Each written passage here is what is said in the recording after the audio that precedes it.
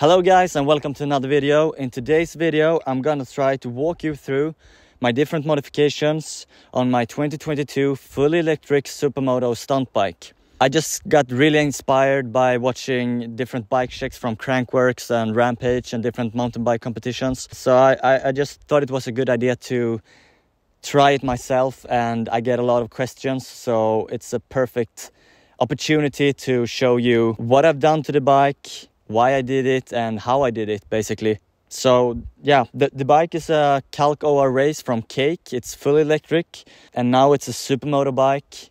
I have done some small modifications to make this bike a little bit more as I want it, for customize it for my riding, which is stunt riding. So it looks a bit different from how it looks when it's stock, but I have done quite small changes to make it look like this, which is half the pleasure with buying a new bike. Customize it exactly how you want it and make sure the bike handles as you want. Let's start off up on the handlebars. I try to keep it super clean. It's potentially the most clean bike you can find from factory out there, but still it was a few parts that you can remove from the handlebar, make it even more clean, which I've done. So I removed the dashboard, fitted a different upper stem to exchange the dashboard. So now it's super clean, as you can see. I'm sure you're gonna ask, but how do you change ride and brake mode if you don't have the dashboard? And to be honest with you, I'm almost never changing ride mode or brake mode. I'm always in ride mode 3 and brake mode 1. So I don't really need it, but if I want to change it, I have the app, which is really good. I also decided to remove the kill switch. I never use it, so it's just useless to have on the handlebars. So I have moved everything into the bodywork just to get it away. It's the stock handlebar from Cake. I'm really happy with it. I angled it up a bit to fit my riding style. And I also changed the grips to my favorite ones, which is the soft rental without waffle. So I want to keep my hands as close to the handlebars as possible. So they are really, really thin and you get a good feeling when you're using them. Moving on to the front suspension, I'm running the stock suspension, but I've done some small changes from factory setting. So I have 160 psi of pressure. That's the maximum air pressure you're allowed to put in the fork. I want it stiff. Maxed out compression, both low and high speed, and 5 clicks out on the rebound. I want a lot of rebound, but not too much. So that's what I find the perfect fit for me. So when I'm trying to do kangaroo stoppies or whatever, I want the rebound to help me up in the air, but I don't want to get bounced off the bike. Moving down to the wheels, I'm running supermoto wheels, Takasago XL 17-inch front and rear, 2.5-inch wide in the front and 3.0 in the rear. I put all the specs down in the description, so you can see exactly what I'm running. I tried to optimize everything around the bike. The bike is not full size, so I couldn't go for standard supermoto wheels. So I just tried to make them optimal for this new category of lightweight electric motorcycles, and I'm super happy with it. I got exactly the result I was hoping for. Get the circles tight, get stable on the rear wheel, good traction and all that. So I'm super happy how it turned out.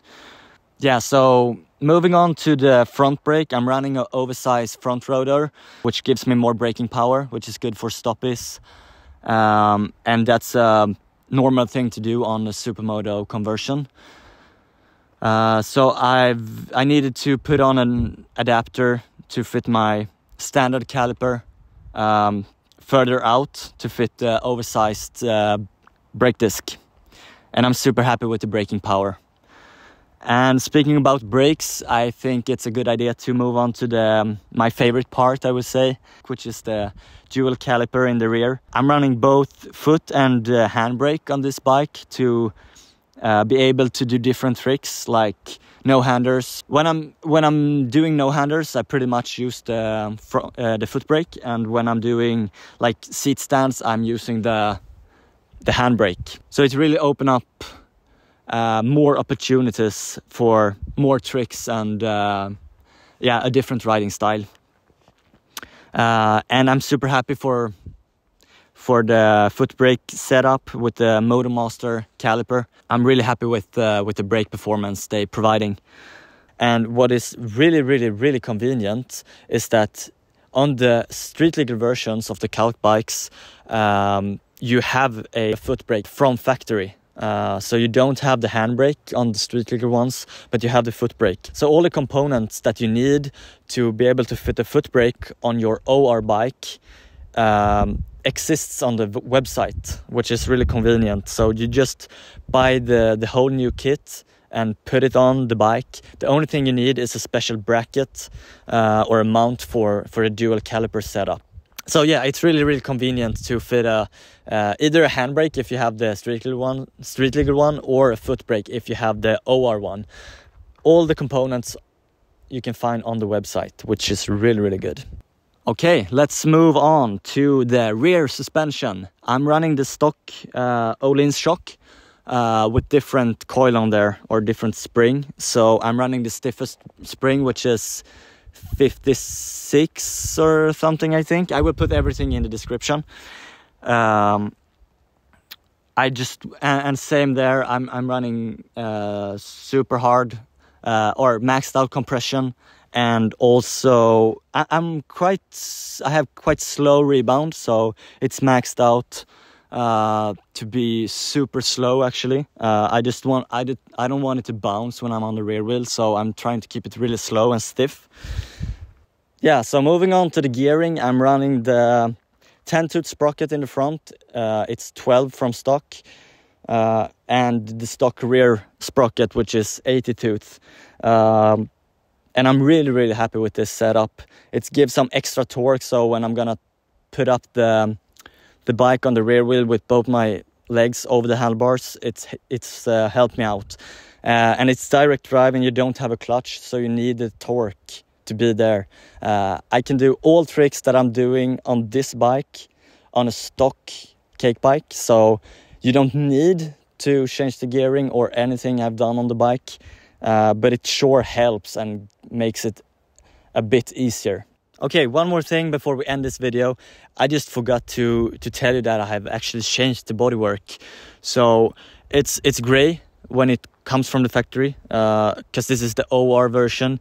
So what I did, I just bought the INK bodywork, the INK seat, and put it on my bike. When I'm standing on the seat, I just find it very unpractical with a white seat, and I think the look of all black looks better than just a black seat on the grey bodywork.